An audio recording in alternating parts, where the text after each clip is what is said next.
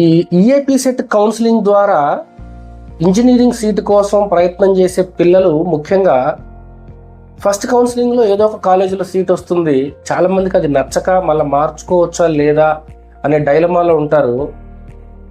మీకు second counselling, third counselling, special round ఇట్లా రకరకాల ఆపర్చునిటీస్ ఉంటాయి, తెలుసుకోండి.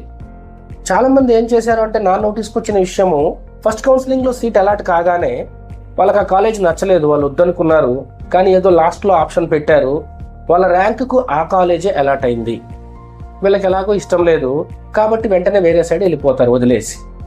అలా కాదు, సెకండ్ కౌన్సిలింగ్ అని ఉంటుంది, థర్డ్ కౌన్సిలింగ్ ఉంటుంది, స్పెషల్ రౌండ్ ఉంటుంది, ఇలా అనేక అవకాశాలు ఉంటాయి. ఏది కాదు అంటే మేనేజ్మెంట్ కోటా ఉంటుంది. మనం అనుకున్న కాలేజీలో అనుకున్న బ్రాంచ్లో కూర్చున్నప్పుడే మనం 100% ఎఫర్ట్స్ పెట్టగలము, మనం అనుకున్న డెస్టినేషన్ని రీచ్ అవ్వగలము. So welcome to Saint